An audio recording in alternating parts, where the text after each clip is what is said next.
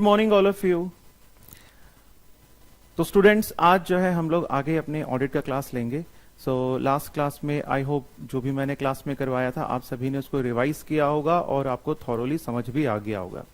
तो इसी सीरीज में बच्चों हम लोग आगे बढ़ते हैं। नाउ लेट्स सी, हमारा टॉपिक है, today's topic is in particular the auditor should evaluate whether. हमने देखा था कि जो ऑडिटर का जो मेन ऑब्जेक्टिव होता है वो होता है एक ओपिनियन को फॉर्म करना, और ओपिनियन को फॉर्म करने के बाद उसको ऑडिट रिपोर्ट में रिटन फॉर्म में एक्सप्रेस करना। सो व्हाइल फॉर्मिंग दैट ओपिनियन, उस ओपिनियन को बनाने से पहले या कुछ भी चीजें जो है एक ओपिनियन फॉर्म करता है ऑडिटर या कंक्लूजन्स ड्रॉ करता है, कुछ भी करने से पहले ऑडिटर को जो है कुछ चीजों का इवैल्यूएशन करना बहुत जरूरी है। तो वो कौन कौन से इवैल्यूएशंस हैं बच्चों, let's see. In particular, the auditor should evaluate whether, the first point, the financial statements adequately disclose the significant accounting policies. एक ऑडिटर ये देखेगा क्या मैनेजमेंट ने जो फाइनेंशियल स्टेटमेंट्स बनाए हैं, क्या मैनेजमेंट ने उन फाइनेंशियल स्टेटमेंट्स को बनाते वक्त क्या प्रॉपरली सारे अकाउंटिंग पॉलिसीज को प्रॉपरली डिस्क्लोज किया है या नहीं किया है। ये इवैल्यूएट करना बच्चों ऑडिटर की एक रिस्पॉन्सिबिलिटी है। The important point here is, financial statements को प्रिपेयर करने की जिम्मेदारी किसकी है? डेफिनेटली वो मैनेजमेंट की है, और ऑडिटर फाइनेंशियल स्टेटमेंट्स का ऑडिट करता है। सो फाइनेंशियल स्टेटमेंट्स प्रॉपरली बने हैं नहीं बने हैं, इन सभी चीजों को वेरीफाई करना ऑडिटर का काम है। तो ऑडिटर सबसे पहले यही इवैल्यूएट करेगा क्या मैनेजमेंट ने फाइनेंशियल स्टेटमेंट्स को बनाते समय क्या प्रॉपरली अकाउंटिंग पॉलिसीज को डिस्क्लोज किया है या नहीं किया है।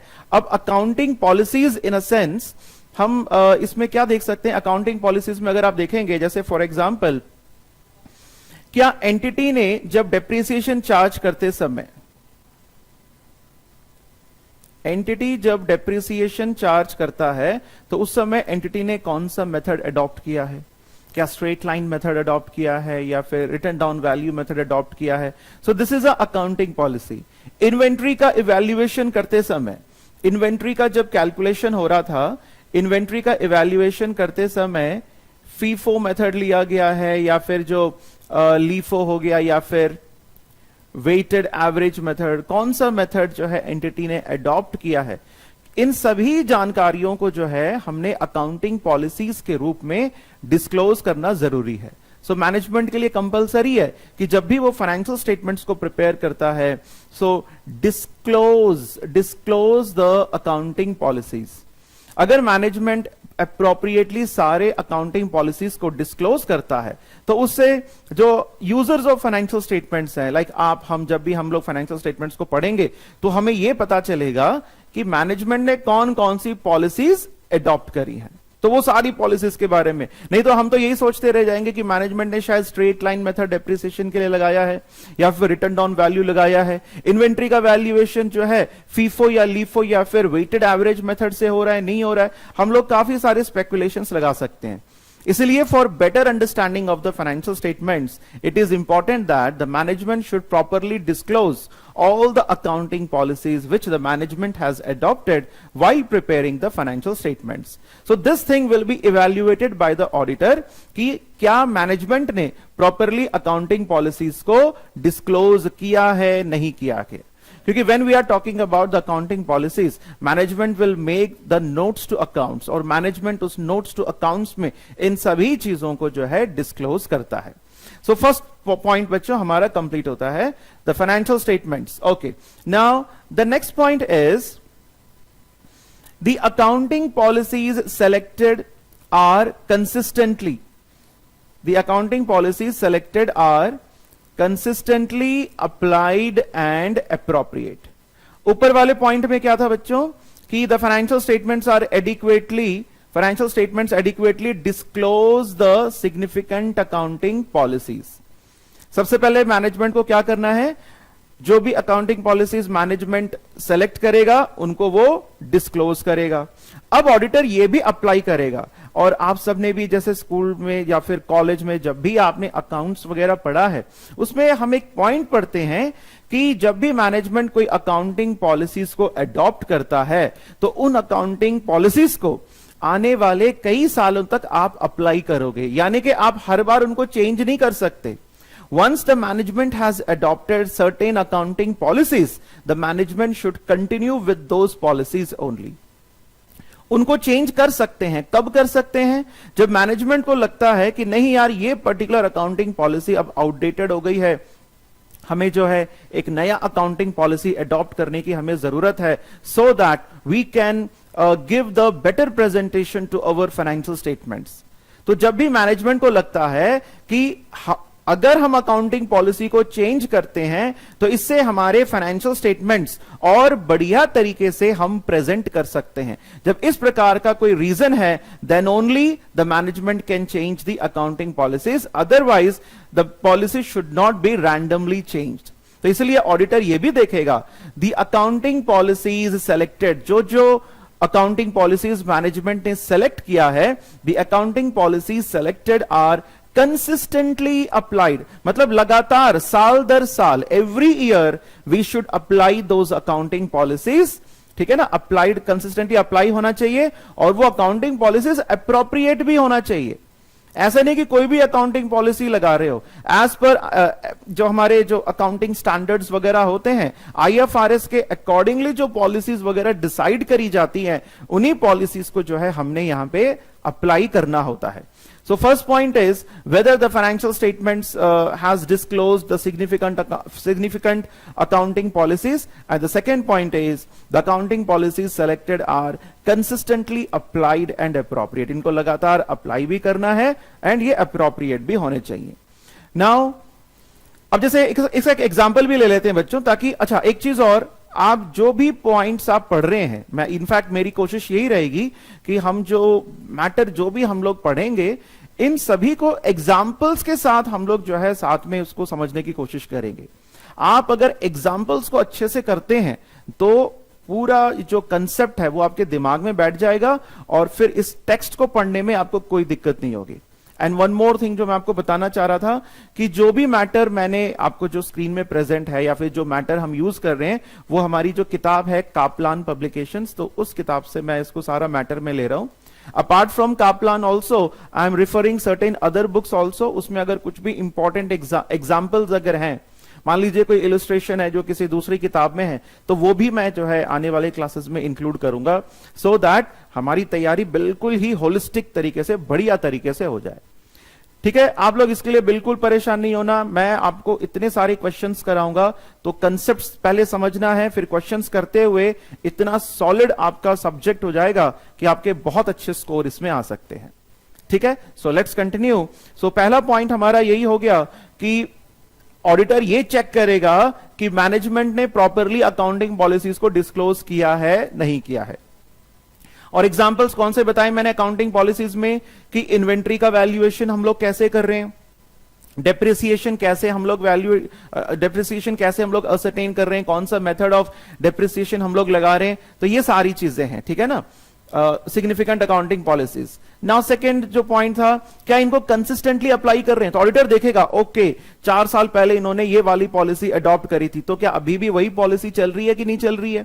अगर इन्होंने पॉलिसी में कोई चेंजेस किए हैं तो उसका पीछे रीजन क्या है, क्या वो रीजन एंटिटी ने प्रॉपरली डिस्क्लोज किया है, नहीं किया है, ये भी ऑडिटर देखेगा. एंड तो इसमें जनरली ठीक है, आई थिंक इतना काफी है इसमें एग्जांपल, क्योंकि अब अकाउंटिंग पॉलिसी की जब मैं बात करता हूं तो इसमें दो ही चीजें आप याद रख लीजिए, एक डेप्रिसिएशन और एक इन्वेंट्री वाला. Next one is accounting estimates. क्या मतलब है इसका, अकाउंटिंग एस्टिमेट्स का क्या मतलब है. Accounting estimates made by management are reasonable. Now listen, it is the responsibility of the management to prepare the financial statements. So while preparing the financial statements को बनाते समय ऐसे कई सारे अमाउंट्स होते हैं जिनको एस्टिमेट करना पड़ता है, और इनको एस्टिमेट करने की जिम्मेदारी मैनेजमेंट की ही होती है. लाइक फॉर एग्जाम्पल डेटर्स हैं हमारे. अगर मान लीजिए डेटर्स जो है, sometimes it may happen that debtors may be converted into bad debts, और जब डेटर्स हमारे बैड डेट्स में कन्वर्ट हो जाते हैं तो हमको उन बैड डेट्स के लिए प्रोविजन क्रिएट करना पड़ता है. अब होता क्या है कि जैसे मान लीजिए क्रेडिट सेल्स हमने कर दिया 10 लाख रुपीस का, हमने क्रेडिट सेल्स कर दिया। तो जब हम लोगों ने 10 लाख का क्रेडिट सेल्स हमने किया है, तो जरूरी नहीं है कि वो पूरा का पूरा 10 लाख हम रिसीव कर सके। There may be certain chances कि उसमें से 20% या 30% ऑफ द अमाउंट जो है वो बैड डेट्स होने के चांसेस हैं। देख सकते हैं कभी इकोनॉमी में रिसेशन वगैरह आ सकता है, जैसे भी कोरोना कोविड सीजन चल रहा है, तो इसमें हो सकता है कि पूरे वर्ल्ड में एक तरीके से रिसेशन आया हुआ है, और ये चांसेस हैं कि जिन लोगों ने डेटर्स हैं या फिर बाकी लोगों ने भी जिन्होंने आपसे कुछ पैसा वगैरह उधार लिया है, हो सकता है कि वो आपको रीपेमेंट ना कर पाए, और हो सकता है those things will be converted into bad dates. तो उस बैड डेट्स का जो प्रोविजन बनाने की जिम्मेदारी मैनेजमेंट की है। अब वो प्रोविजन कितना बनाना है, ये पूरा का पूरा मैनेजमेंट के जजमेंट के ऊपर डिपेंड करता है।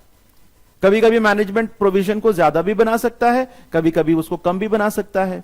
Like provision for taxation, provision for जो बैड डेट्स वगैरह, ये जितने भी प्रोविजन वगैरह होते हैं, या फिर प्रोविजन फॉर किसी और प्रकार की जो अनसर्टेनिटीज वगैरह हैं, जैसे फॉर एग्जाम्पल एंटिटी के ऊपर कोई लिटिगेशन चल रहा है, कोई केस चल रहा है, और वी आर नॉट श्योर कि एंटिटी उस केस को जीत भी सकती है और हार भी सकती है। अगर मान लो एंटिटी वो केस हार जाएगी, तो फिर आपको एक ह्यूज अमाउंट जो है सामने वाले को पे करना पड़ता है। तो इसके लिए आपको क्या करना पड़ेगा कि फ्यूचर में अगर इस प्रकार की कोई चीज ना हो जाए, इसलिए हम लोग पहले से क्या करते हैं, प्रोविजन क्रिएट करके जो है हम लोग रख सकते हैं। तो वो जो प्रोविजन है, क्या वो प्रोविजन रीजनेबल है या नहीं है। जैसे मान लीजिए ओवर द ईयर्स का जब मैंने डेटा को मैंने कंपेयर किया, तो मैंने देखा कि एवरी ईयर जो बैड डेट्स हमारे हो रहे हैं वो 10 लाख रुपीस के बैड डेट्स हो रहे हैं। सो मैनेजमेंट की रिस्पॉन्सिबिलिटी बनती है कि वो करीब 10 लाख तक का ही प्रोविजन फॉर बैड डेट्स वो क्रिएट करे। बट अगर मैनेजमेंट कहता है कि नहीं, मैं 10 लाख का क्रिएट नहीं करूंगा, मैं केवल 1 लाख रुपीस का ही जो है बैड डेट प्रोविजन जो है मैं क्रिएट करूंगा, तो ये जो 10 लाख का करना चाहिए था, but management has created only 1 lakh provision. और मैनेजमेंट ऐसा क्यों करता है, क्योंकि अगर आप ज्यादा प्रोविजन करेंगे तो फिर आपका जो प्रॉफिट्स है उतना कम आपको शो करना पड़ेगा, और प्रोविजन कम होगा देन डेफिनेटली आपके प्रॉफिट्स जो है एक तरीके से इन्फ्लेट होकर के आप दिखा सकते हैं, and you can show your financial position in a better manner. एक तरीके से विंडो ड्रेसिंग आप उसकी कर सकते हैं। तो ये ऑडिटर को यह भी देखना है कि जो अकाउंटिंग एस्टिमेट्स मैनेजमेंट बनाता है, मैनेजमेंट डिसाइड करता है, क्या वो रीजनेबल है या नहीं है। कहीं ऐसा तो नहीं कि बनाना 10,000 है और मैनेजमेंट ने केवल 1,000 ही बनाया है। तो ये चीज भी जो है ऑडिटर जो है बच्चों वेरीफाई करता है। Okay, so now next thing auditor क्या इवेल्युएट करता है, the next point is the financial statements adequately disclose the significant. Okay, ये हो गया है the next one. Yes, this is the next one. Information is relevant, reliable, comparable, understandable। ये भी एक इंपॉर्टेंट पॉइंट है जो कि ऑडिटर को इवैल्यूएट करना है। ऑडिटर ये देखेगा कि जो भी इंफॉर्मेशन फाइनेंशियल स्टेटमेंट्स में प्रेजेंट की गई है, क्या वो इंफॉर्मेशन रेलेवेंट है। रेलेवेंट मतलब क्या वो इसी साल की इंफॉर्मेशन है, क्या वो इंफॉर्मेशन इसी एंटिटी से रिलेटेड है। अगर मान लीजिए किसी और एंटिटी का कोई इंफॉर्मेशन है which is not at all related to this particular entity, तो उस इंफॉर्मेशन को हम अपने बुक्स ऑफ अकाउंट्स में शो नहीं करेंगे।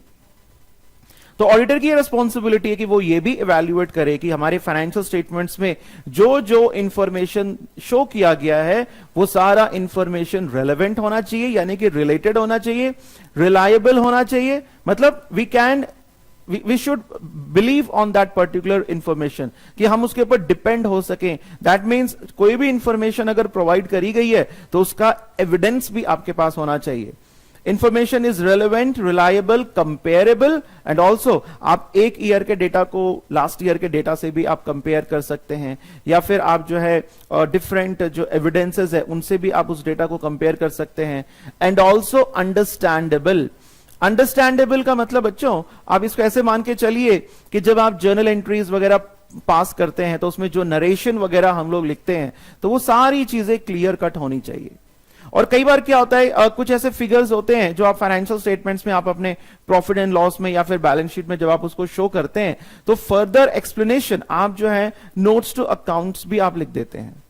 जैसे मान लीजिए आपने बैलेंस शीट में कुछ डेटर्स आपने शो किया या फिर कहीं पे कुछ क्रेडिट सेल्स आपने शो किया है, और वो जो डेटर्स हैं या फिर वो जो क्रेडिट सेल्स हैं, that is with respect to certain related parties. Certain related parties यानी कि जो कंपनी के हमारे जो डायरेक्टर्स वगैरह हैं, उनके कोई फ्रेंड्स हैं या फिर जो सगे संबंधी है, उनको हमने वो सामान बेचा है, तो यहां पर फ्रॉड होने के ज्यादा चांसेस हैं। तो इसलिए मैनेजमेंट की जिम्मेदारी बनती है कि हमने रिलेटेड पार्टीज को कितने डिस्काउंट के ऊपर सामान बेचा है, उन सभी चीजों को वो प्रॉपरली डिस्क्लोज करे। So like this information is relevant, reliable, comparable and understandable. Now next point क्या है? The financial statements provide adequate disclosures to enable the users to understand the effects of material transactions and events. इसमें क्या बताया गया है? इसमें यह बताया गया है कि एक ऑडिटर को यह देखना है, auditor should evaluate whether the financial statements provide adequate disclosures. क्या फाइनेंशियल स्टेटमेंट्स में एडिक्वेट डिस्क्लोजर्स हैं या नहीं है? सारी चीजें डिस्क्लोज करनी है, अकाउंटिंग पॉलिसीज डिस्क्लोज करनी है। अगर एंटिटी के ऊपर कोई केस चल रहा है, उस केस के बारे में भी आपको डिस्क्लोज करना है। एंटिटी का जो फ्यूचर है, जो गोइंग कंसर्न है, गोइंग कंसर्न मींस क्या एंटिटी फ्यूचर में कंटिन्यू कर पाएगा कि नहीं कर पाएगा, कहीं एंटिटी लिक्विडेट तो नहीं हो रहा है, उसके बारे में अगर इस तरीके से गोइंग कंसर्न में अगर कोई खतरा है, हो सकता है कि एंटिटी के ऊपर एक ऐसा बहुत ही ग्रीवेंस के केस जो है वो चल रहा है, और पता चला कल को जब एंटिटी इस केस को लूज करेगी, हार जाएगी, तो एंटिटी के ऊपर इतनी पेनल्टी लग जाएगी कि पूरा एंटिटी के एसेट्स को बेच करके भी वो पेनल्टी हम लोग नहीं चुका सकते। इसका मतलब एंटिटी का जो गोइंग कंसर्न है वो खतरे में है। अगर वो खतरे में है तो एंटिटी को चाहिए, मैनेजमेंट को चाहिए, उस बात को जो है आप डिस्क्लोज करो। अगर आप देखो, जैसे यही एग्जांपल हम लोग ले लेते हैं कि एंटिटी को डाउट है कि उसका जो बिजनेस है फ्यूचर में नहीं चल पाएगा। जैसे एक एग्जांपल ले लेते हैं, लाइक फॉर एग्जांपल एंटिटी जो है एक प्लास्टिक के प्रोडक्ट्स बनाती है, लाइक प्लास्टिक के प्लेट्स बनाना, प्लास्टिक के वाटर बॉटल, इस प्रकार की चीजें। And public is becoming more environment friendly, और लोगों में ये जागरूकता आई है कि हमें जो है एनवायरमेंट को प्रोटेक्ट करना है, और people has decided so that they won't buy these particular plastic elements. लोगों ने डिसाइड कर लिया कि हम जो है ये प्लास्टिक से बनी चीजों को हम नहीं खरीदेंगे। तो वो जो एंटिटी का बिजनेस है वो फ्यूचर में जो है खतरे में आ सकता है। अगर एंटिटी अपना कोर्स ऑफ एक्शन अगर चेंज नहीं करती, अगर एंटिटी मान लो ये डिसाइड नहीं करती कि नहीं यार अब मुझे प्लास्टिक को बंद करके इको फ्रेंडली प्रोडक्ट्स को जो है इस्तेमाल करना है, अगर मान लो एंटिटी अपना कोर्स ऑफ एक्शन अगर चेंज करती है तो फिर उसका गोइंग कंसर्न खतरे में नहीं है। बट अगर एंटिटी ने अभी भी प्लास्टिक पे बनी रही तो फ्यूचर उसका खतरे में है। तो इस प्रकार की चीजें जो है आपको अपने फाइनेंशियल स्टेटमेंट्स में डिस्क्लोज करना चाहिए, चाहे वो गोइंग कंसर्न के ही रिलेशन में क्यों ना हो। तो जब ये सारी चीजें एंटिटी प्रॉपरली डिस्क्लोज करेगी, तब जाकर के जो यूजर्स ऑफ फाइनेंशियल स्टेटमेंट्स हैं, यानी कि आम जनता है या फिर शेयर होल्डर्स हैं या फिर कोई और डेटर्स, क्रेडिटर्स या बैंक्स या फिर एनी अदर अथॉरिटीज जैसे इनकम टैक्स अथॉरिटीज वगैरह, उनको पता चलेगा कि ये एंटिटी का आगे जो उसका लेवल है वो क्या होने वाला है, एंटिटी का फ्यूचर क्या होने वाला है, और वो उस तरीके से जो है अपने इकोनॉमिक डिसीजंस को चेंज करेंगे। अगर मान लीजिए आपको पता चले कि ये पर्टिकुलर एंटिटी आने वाले साल में डूबने वाली है, इसका फ्यूचर खतरे में है, तो आप उस कंपनी के शेयर्स में कभी इन्वेस्ट नहीं करेंगे। So ultimately these all disclosures will affect the users understanding. वो यूजर्स को क्लियरली बता देंगे कि भाई इस एंटिटी की स्थिति क्या है। सो पढ़ के देखो बेटा आप दोबारा। The financial statements provide adequate disclosures to enable the users to understand the effects of material transactions and events. Enable the users को enable करता है, users को मदद करता है to understand the effects of material transactions. Material transactions यानी के material मतलब दिमाग में रखो important big transactions। जैसे रिलेटेड पार्टीज को हमने 30% का डिस्काउंट देकर के सामान बेचा है, और आम पब्लिक को कितना दे रहे हैं, 10% दे रहे हैं। सो this is a material transaction. Entity के ऊपर केस चल रहा है, it is a material transaction. Entity का जो सामान है, इस साल एंटिटी ने जो भी गुड्स प्रोड्यूस करे वो बिके ही नहीं, बहुत कम बिके कंपेयर टू लास्ट ईयर। इस साल जो सेल्स में जो रिडक्शन आया है वो 30% का रिडक्शन आया है। क्यों? क्योंकि एंटिटी प्लास्टिक का सामान बेच रही है and people are more aware, they want to go for the eco friendly products. तो all these are the material transactions and certain events. तो इन सभी को भी फाइनेंशियल स्टेटमेंट्स में प्रॉपर डिस्क्लोज करना जरूरी है, जिससे कि यूजर्स की जो अंडरस्टैंडिंग है वो प्रॉपर उस एंटिटी के लिए बनेगी और फिर वो अपने डिसीजंस को वो ले सकते हैं। And at the last, auditor has to evaluate the terminology used is appropriate. Auditor को यह भी देखना है कि टर्मिनोलॉजी प्रॉपरली यूज हुआ है या नहीं हुआ है। जैसे मान लो रेवेन्यू क्या होता है, रेवेन्यू, देन कैपिटल एक्सपेंडिचर क्या होता है, रेवेन्यू एक्सपेंडिचर क्या होता है, किस एक्सपेंडिचर को अपन ने कैपिटलाइज करना है, किसको अपन ने जो है P&L में चार्ज करना है, ये सारी चीजें प्रॉपर टर्मिनोलॉजी आपको यूज करना चाहिए। लाइबिलिटीज का, एसेट्स का, तो ये सारी चीजें आपको देखनी है। क्या एंटिटी ने बैलेंस शीट के ऊपर बैलेंस शीट ही लिखा है, प्रॉफिट एंड लॉस को कहीं स्टेटमेंट ऑफ अफेयर्स तो नहीं बोला है, तो ये सारी चीजें टर्मिनोलॉजी कहलाती है। सो आई थिंक आप सभी को क्लियर है। तो all these are certain important points which the auditor should evaluate about the financial statements. ये सारे आपके जो कापलान की किताब है उसी से मैंने मैटर उठाया है, तो आप यहां से एक बार पढ़ के एक बार जरूर आप टेक्स्ट बुक की रीडिंग आप लोग कर सकते हैं। नाउ यहां तक आने के बाद हमने अभी तक क्या क्या पढ़ा? हमने अभी तक देखा ऑडिटर के ऑब्जेक्टिव्स क्या हैं। ऑडिटर के एक तो उसको ओपिनियन फॉर्म करना होता है और दूसरा ऑडिट रिपोर्ट में रिटन फॉर्म में एक्सप्रेस करना होता है। तो उससे पहले ऑडिटर को कई सारे इवैल्यूएशंस करने होते हैं और हमने ऑडिट प्रोसेस के बारे में भी हमने समझा कि ऑडिटर ओपिनियन बनाता कैसे है। ऑडिटर को ओपिनियन बनाने से पहले ऑडिट प्रोसेस आ जाता है, उसमें वो प्लानिंग करता है, देन प्लानिंग के बाद जो है ऑडिट प्रोसीजर्स लगाते हैं, then we get the evidence, based upon the evidence auditor draws the conclusion and upon those conclusions auditor forms the opinion. So evaluations देख लिया, ये सारी चीजें हम लोगों ने देख ली। नाउ द नेक्स्ट, अब ये हमारा अगला पॉइंट है, ये आज की क्लास का लास्ट टॉपिक है। फिर इसके बाद नेक्स्ट क्लास में जो है हम लोग इंडिपेंडेंट ऑडिटर्स रिपोर्ट देखेंगे। नाउ सी ये पॉइंट क्या कहता है, when the auditor concludes that the financial statements are prepared in all material respects. अभी जस्ट पीछे हमने क्या देखा, ऑडिटर इवैल्यूएशन कर रहा है। क्या इवैल्यूएशन कर रहा है? क्या सारे अकाउंटिंग पॉलिसीज को डिस्क्लोज किया गया है? क्या अकाउंटिंग पॉलिसीज को कंसिस्टेंटली फॉलो किया गया है? क्या गोइंग कंसर्न के रिगार्डिंग जो प्रॉपर डिस्क्लोजर्स है या नहीं है? टर्मिनोलॉजी प्रॉपर यूज किया गया है कि नहीं किया गया है? जो मटीरियल जो ट्रांजैक्शंस है, इवेंट्स हैं, क्या उनको प्रॉपरली डिस्क्लोज किया गया है कि नहीं किया गया है? ये सारी चीजें ऑडिटर ने देखा। देखने के बाद ऑडिटर ने यहां पे कंक्लूड किया। When the auditor concludes that, conclusion draw कर रहा है यहां पे। हमने वो ऑडिट प्रोसेस याद है आपको, प्लानिंग, फिर उसके बाद ऑडिट प्रोसीजर्स के बाद एविडेंस के बाद कंक्लूजन। तो ऑडिटर ने इवैल्यूएट किया। इवैल्यूएट ऑडिटर कैसे करेगा? ऑडिट प्रोसीजर्स लगा करके करेगा। देन एविडेंस मिला, अब ऑडिटर क्या कर रहा है? कंक्लूड कर रहा है। When the auditor concludes that the financial statements are prepared in all material respects, material यानी के जो बड़े बड़े जो इंपॉर्टेंट चीजें हैं उन सभी को ध्यान में रखते हुए फाइनेंशियल स्टेटमेंट्स को प्रिपेयर किया गया है in accordance with the applicable financial reporting framework, FRF, in accordance with the applicable FRF। And remember last class में हमने आपको बताया था FRF क्या होता है। FRS means the respective law, यानी कि जो भी एक्ट लगता है उस कंपनी पे, प्लस जो आपके IFRS के जितने भी स्टैंडर्ड्स हैं वो सारे के सारे। Applicable FRF, they issue an unmodified opinion in the auditors report. Very important. अब धीरे धीरे हम लोग जो है ओपिनियन की तरफ बढ़ रहे हैं।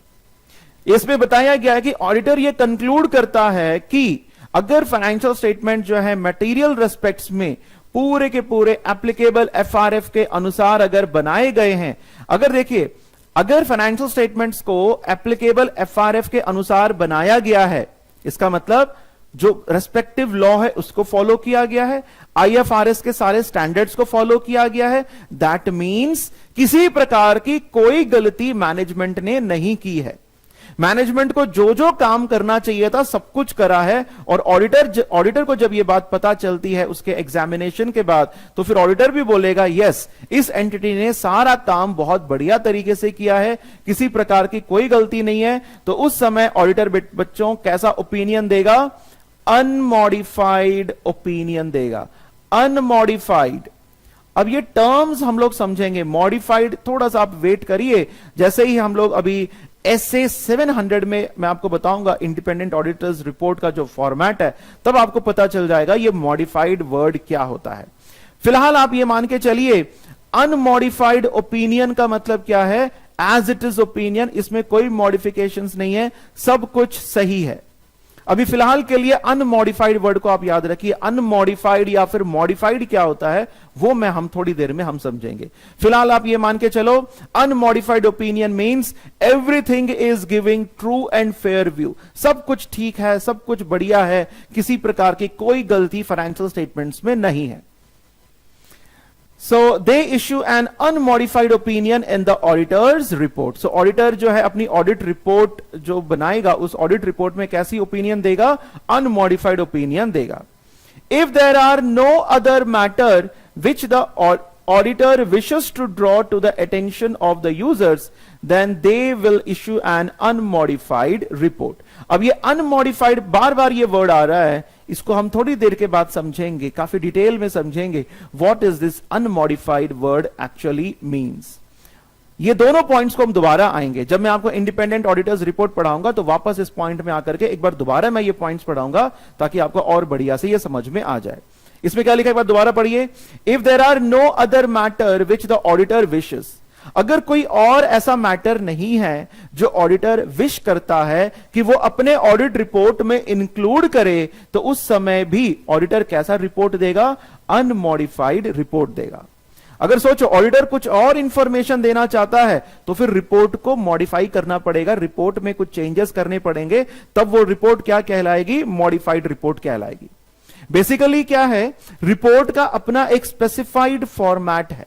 जब उस रिपोर्ट का, इंडिपेंडेंट ऑडिटर्स रिपोर्ट का उस स्पेसिफाइड फॉर्मेट है, तो उसमें कई सारे हेडिंग्स हैं। अगर उन हेडिंग्स के अलावा, यानी कि उन पॉइंट्स के अलावा एक्स्ट्रा अगर ऑडिटर कुछ कहना चाहता है, तो उन पॉइंट्स में कुछ चेंजेस करने पड़ेंगे। तो इसलिए उस प्रकार की जो रिपोर्ट होती है जिसमें अगर आपको चेंज करना पड़ेगा, तो उसको फिर हम लोग बोल देंगे मॉडिफाइड रिपोर्ट। बट यहां पे क्या बताया है कि ऑडिटर को कोई और मैटर एक्स्ट्रा कुछ भी बताने की जरूरत नहीं है, इसलिए ऑडिटर यहां पर अनमॉडिफाइड रिपोर्ट यहां पे इशू करता है। ठीक है स्टूडेंट्स, तो ये बेसिकली हमने टॉपिक आज कंप्लीट कर लिया है। नेक्स्ट क्लास में अब हम डिटेल में देखेंगे कि हमारा इंडिपेंडेंट ऑडिटर्स रिपोर्ट बेसिकली क्या होता है, उसका पूरा स्ट्रक्चर क्या होता है, and what are the different important elements included in our independent auditors report. ये हम नेक्स्ट क्लास में देखेंगे। Thank you.